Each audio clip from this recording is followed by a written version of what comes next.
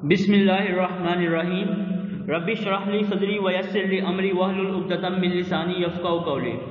अस्सलामु अलैकुम व रहमतुल्लाहि व बरकातुहू। प्यारे बच्चों, उम्मीद है आप सब खैरियत से होंगे। आज का हमारा टॉपिक है लॉ ऑफ कांस्टेंट कंपोजिशन के लॉ ऑफ कांस्टेंट कंपोजिशन क्या है, इसकी हम कुछ एग्जांपल्स स्टडी करेंगे।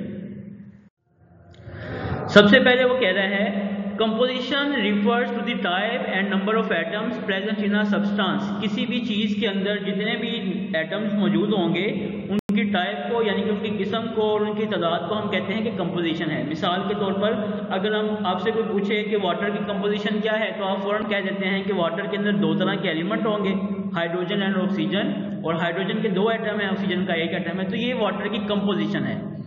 इन लेट 1700s यानी कि 17वीं सदी के अंदर a French scientist Joseph Proust studied the chemical compounds and presented the law of constant composition. Law of constant composition जो है वो एक फ्रांस के साइंसदान जोसेफ प्राउस्ट ने पेश किया। ठीक है, वो लॉ के अंदर क्या कहते हैं, the law states that the composition of a compound is always the same regardless of how the compound was made or obtained। वो कहता है कि किसी भी चीज़ की जो कंपोजिशन है, उसकी जो बनावट है, वो हमेशा एक ही जैसी ही रहती है, वो कभी तब्दील नहीं होती। ठीक है, और कंपोजिशन का इस बात से कोई ताल्लुक नहीं कि वो कंपाउंड आपने कैसे बनाया या फिर कहाँ से हासिल किया। ठीक है, तो ये है statement law of constant composition की। The law states that the composition of a compound is always same, यानी कि किसी चीज़ की कंपोजिशन जो है वो हमेशा सेम रहती है, एक जैसी ही रहती है। रिगार्डलेस, वो कहता है इस बात से इसका कोई ताल्लुक नहीं, of how the compound was made, कि कंपाउंड कैसे बनाया गया था, और ऑब्टेन, या इसको कैसे हासिल किया गया।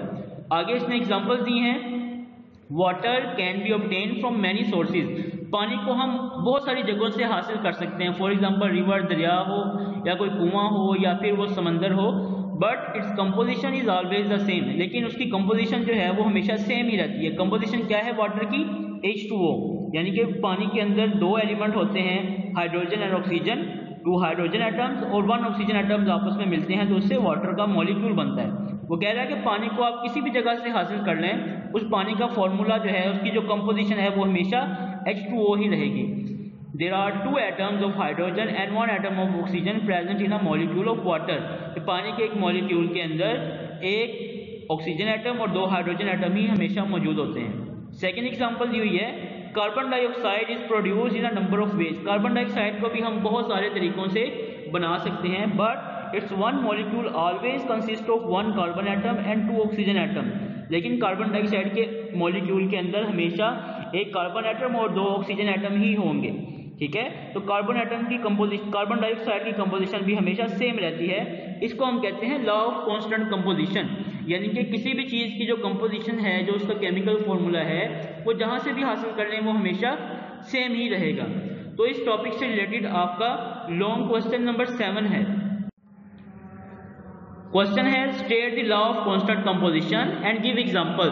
कि लॉ ऑफ कांस्टेंट कंपोजिशन क्या है ये हमने बताना है और उसके साथ हमने उसकी एग्जांपल लिखनी है।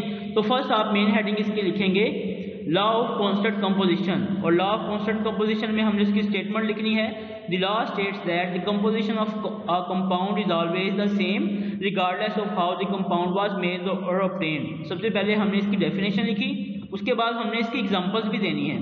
एग्जाम्पल, फर्स्ट एग्जाम्पल हम लिखेंगे वाटर की। Water can be obtain from many sources, for example rivers, well and sea, but its composition is always the same, लेकिन इसकी कंपोजिशन जो है वो हमेशा सेम रहती है। There are two atoms of hydrogen and one atom of oxygen present in a molecule of water H2O। H2O chemical formula है water का। ठीक है, तो इस तरह हमने फर्स्ट एग्जाम्पल दी वाटर की। सेकेंड हमने एग्जाम्पल लिखनी है कार्बन डाइऑक्साइड की। Carbon dioxide is produced in a number of ways, but its one molecule always consists of one carbon atom and two oxygen atom। वो कह रहा है कि कार्बन डाइऑक्साइड को भी हम बहुत सारी जगहों से हासिल कर सकते हैं, लेकिन उसके एक मॉलिक्यूल के अंदर हमेशा एक कार्बन एटम होगा और दो ऑक्सीजन एटम होंगे। इसके साथ हम कार्बन डाइऑक्साइड की भी डायग्राम बनाएंगे। डायग्राम्स आपकी बुक के ऊपर जैसे बनी हुई है वैसे ही आपने इसके साथ ड्रॉ करनी है, दोनों हेडिंग्स के साथ। तो ये है आपका लॉन्ग क्वेश्चन नंबर 7। इस टॉपिक से रिलेटेड वर्कबुक पेज नंबर 44 के ऊपर एक शॉर्ट क्वेश्चन है give an example of law of constant composition. वो कह रहा है कि लॉ ऑफ कांस्टेंट कंपोजिशन की एक एग्जांपल दें।